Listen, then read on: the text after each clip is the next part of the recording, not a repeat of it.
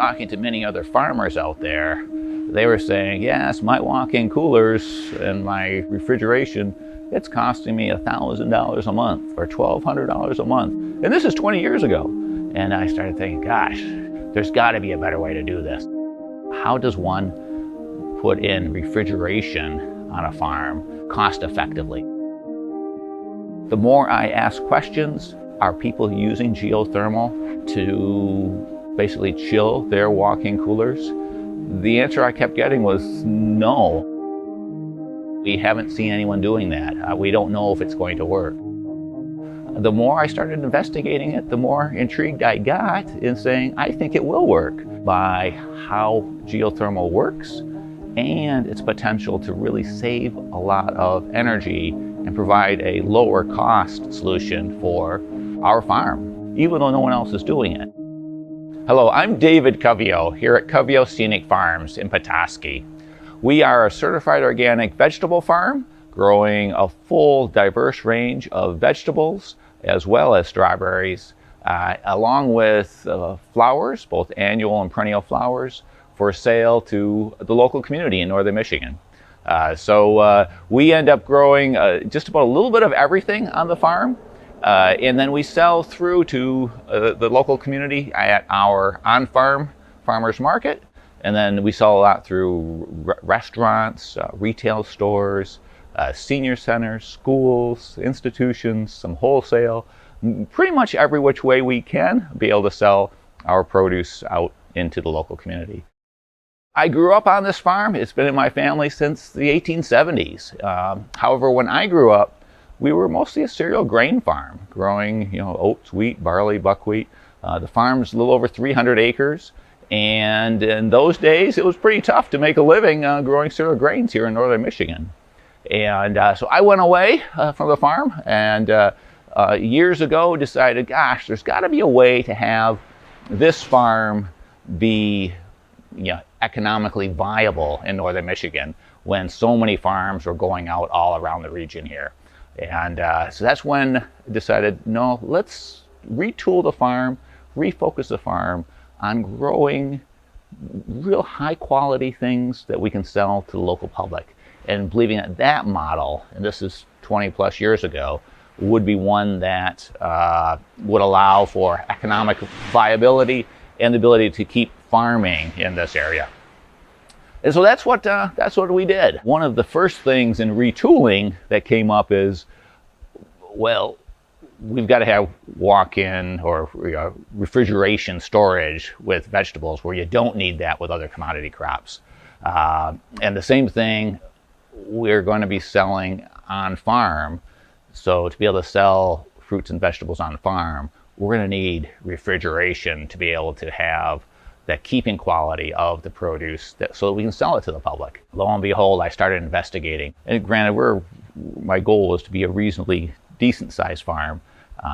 And in terms of growing a fair amount of produce, since I had a lot of acreage to work with, how are we going to be able to do this? Let me take a step back and describe what geothermal is. It basically involves the heat that's captured in the ground, the soil outside. When the sun shines or the winter freezes, it's freezing the top 5-6 feet of earth. But below 5 or 6 feet, the temperature is always constant. It doesn't matter if it's the summer or the winter. The winter, it doesn't get cold enough that far down to change the temperature. In the summer, it doesn't get warm enough to change the temperature. So once you're down to like 6-7 feet, it's always, we pick a number right now, 45 degrees, 50 degrees, depending where you're at, somewhere in that range, year round. It's always constant temperature. So if one could find a way, and this is what geothermal does, of transferring some of that heat energy out of the ground or into the ground, depending if you're heating or cooling, and use what evolved to be these really highly efficient heat pumps, not that dissimilar from what your refrigerator uses in your house, but just a larger version and sometimes even a more efficient version. It's saying, hey, can we take this heat that's in this walk-in cooler, the space of a walk-in cooler, can we transfer it out down into the ground? And in doing so, you end up chilling the cooler. And that's all what refrigeration is. It's transferring heat out of this box and getting it someplace else. In this case, we want to put it down in the ground. And so I investigated some commercially available, larger scale geothermal systems that could be used in larger homes and businesses, and said, can we use that technology to provide chilling for our walk-in coolers? The geothermal system that we put in does exactly that. It transfers the heat from our walk-in coolers to a tube or an array of plastic tubing 6-7 feet down the ground below our parking lot area. So we excavated out this parking lot area, dug some trenches, 6-7 feet down, laid some tubing down in the ground, special geothermal oxygen barrier tubing, and in our case, they're about 200-foot long trenches. There's 5 of them, and it allows us to run fluid through those, like antifreeze type, safe antifreeze type fluid through those tubes. And when the fluid gets to the other end of the array, whatever temperature the ground is, that's the temperature of the fluid coming back in. So that's our heat storage area, or where we're pulling heat from as well. So that exists out there. And then for the coolers, we size them in a way that allows us to do a couple things. One is we want to keep the produce cool.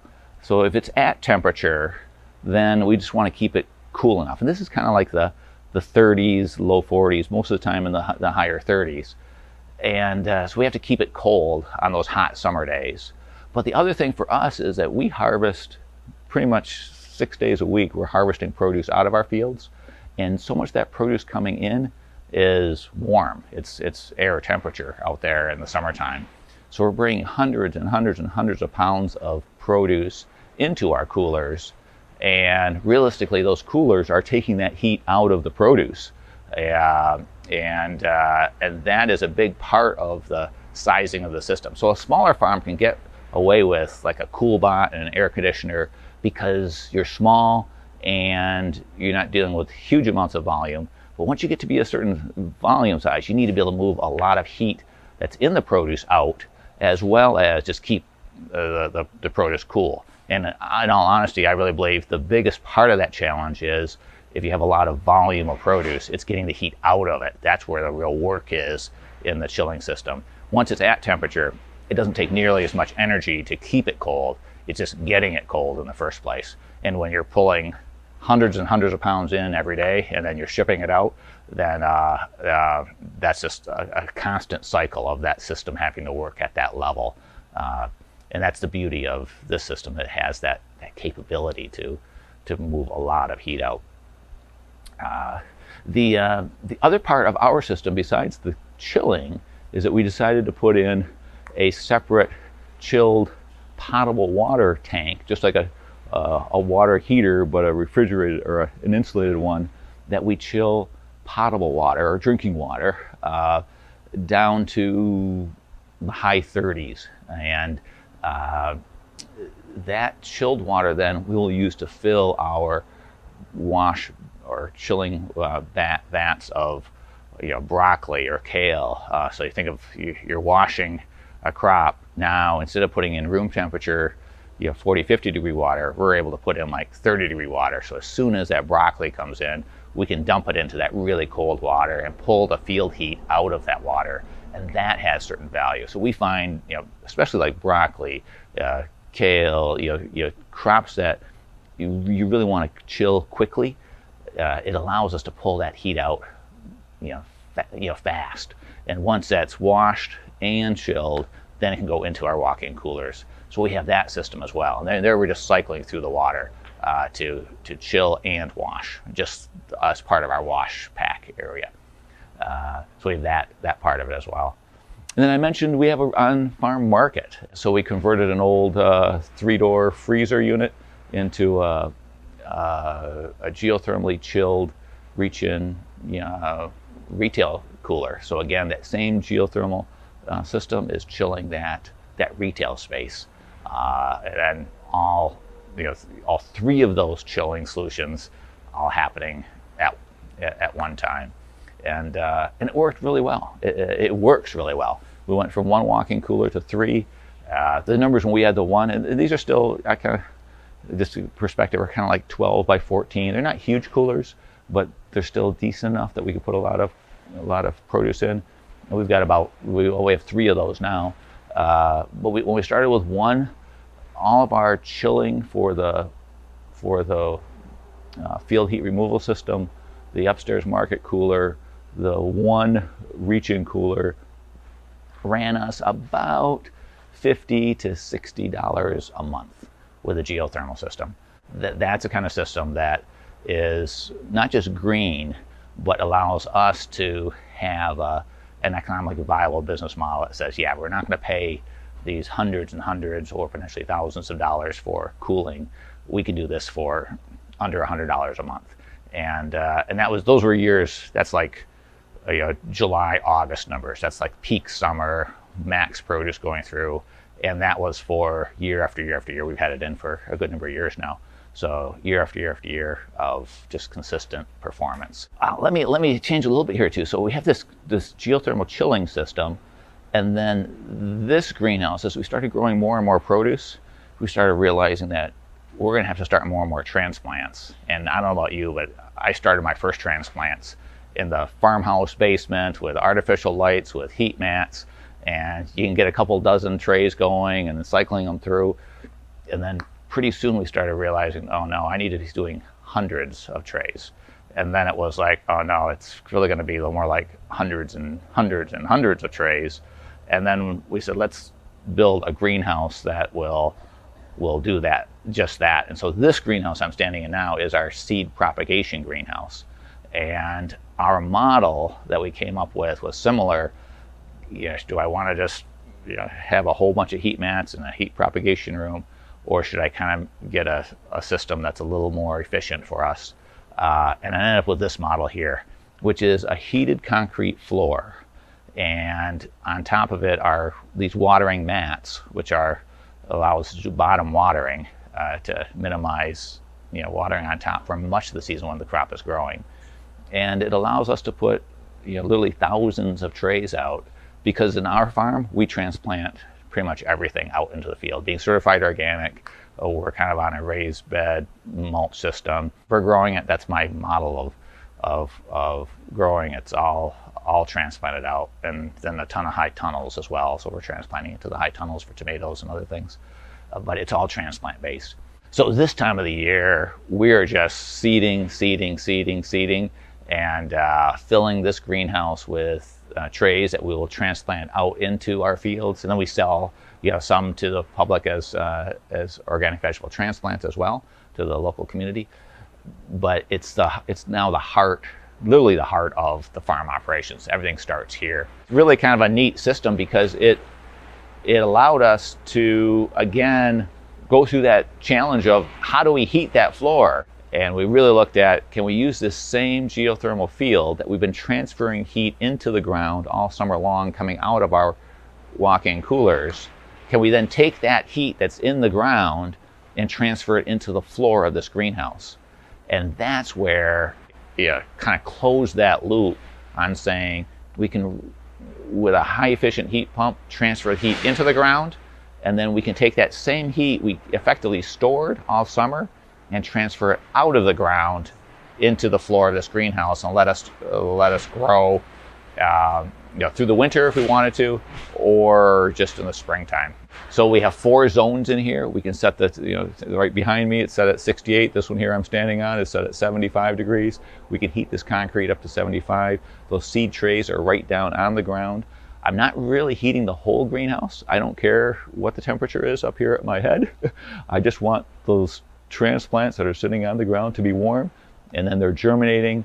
They're pulling down toward the heat. They're pulling down toward the water that's in these mats. That's warm, and all of a sudden the root systems are all growing down, and we've got sun coming through the top, and we've got this little microclimate, inches off the surface here that allows us to keep it really, really warm, and crops to grow really, really well as a seed.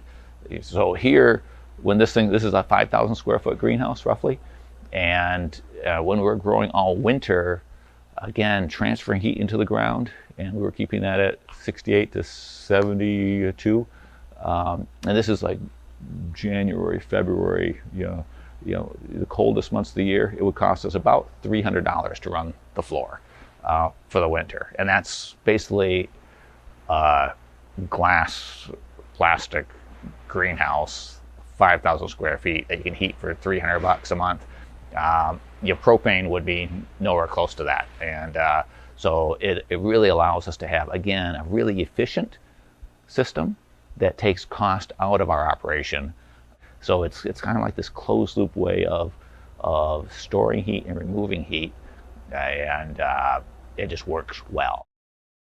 So I hope this helps you, especially if you're looking to expand, and that if you're at that scale that says, gosh, something like this could work, that you explore it a little bit. It does cost a little more to put in. There's a little more upfront cost. Obviously, I've got a concrete floor in this greenhouse versus not having to have one necessarily. There's tubing in this floor. I've got the geothermal system itself, and there's a little more upfront cost. But once that cost is sunk, it's worth doing the math on it and say, does it make sense for you? If you need walk-in refrigeration, or you need some chilling source or heating source, and especially farms that need both, there's another option for you to consider. So one thing people always ask is, like, how does this geothermal system really work? What's the guts of how this thing really gets heat out of the ground? So let me see if I can describe it here. So outside here in this parking lot area is the buried plastic tubing. And we have a pump pack that pumps fluid. This is like an antifreeze type fluid, safe antifreeze type fluid, out into that array. So this pump is pumping that fluid all the way through those hundreds of feet of buried tubing. That fluid comes into the main geothermal unit, and this is where that heat pump is. That's that refrigerator heat pump that's transferring heat out of that fluid. So as that fluid comes in, this heat pump is taking, think of it like 5 degrees of temperature out of it and transferring it into a second loop, which is the storage tank here, or second storage area, which is this tank full of fluid that is storing the heat. So as the fluid comes in, let's say it's coming in at 50 degrees, it's taking out 5 degrees of heat energy, so it's going out, back out to the field at 45 degrees. When it goes all the way around the loop, the ground temperature is at 50, it's going to come back in at 50. That 5 degrees of heat energy, if you think of it, is getting put into this storage tank that's separate from that loop. So we got one loop going around outside that's just supplying the fluid to the ground loop. And then there's another loop inside the greenhouse here, because this is the heating section of it, where we transfer, or where we circulate the heated fluid. So the heat pump heats up this tank, and it has a thermostat on it that says, I've got it set to like 95 degrees right now. So it keeps circulating the outside loop until we transfer enough heat to get this at 95 degrees. Once it gets to 95 degrees, it turns off that outside loop. And then the greenhouse here, each zone in the greenhouse will then say, hey, if I'm too cold, that's where these controllers are. And these individual pumps, we got 4 zones here, so we got 4 pumps. We'll then take that 95 degree fluid and transfer it out into the floor, circulating it out into the floor until the floor sensor, we have a temperature sensor buried in the floor, and we can set that temperature. So if you have it set at 70 degrees, it's going to circulate this 95 degree fluid out into the floor until that temperature sensor gets to 70 degrees, and then it's going to turn off. And as it's doing that, it's chilling this tank down. When this tank gets below a certain set point, it says, I'm too cold, I need to be head up again. And then it turns on that outside loop to again circulate fluid through to heat it back up to 95 degrees. And that's the system. Well, after geothermal, you may have got the idea here that we're using a lot more electricity, because geothermal does run off of electricity. But the beauty is that it's transferring 5 times the amount of heat energy into or out of an area than it uses in electricity. So that's that's kind of that holy grail, is that when you can transfer 5 times the heat energy as you use electricity, that's what makes the system work. But I was also at that time, a few years later, thinking, okay, we're using more electricity. I see the trend on our farm being electrifying more and more pieces of it. And so years ago, I kind of said, you know what, the real holy grail here is, let's put a solar PV array on the farm. And so we did that. We put a 20 kilowatt solar PV array. It's net metered, which means that it's generating electricity, converting it from DC to AC, and then that power line comes in on the farm side of the meter. And then during the day, when the sun's shining and it's producing electricity, we use everything that comes off the array. When we're producing more than the farm is using, which on the sunniest days happens pretty often, then the excess electricity flows back out through our meter, spinning our meter literally backwards. Some of our neighbors are using that electricity here. It's just back out on the grid. So great, simple system, no batteries, and it allows us to generate, for the first few years, we were generating almost all the electricity the farm would use.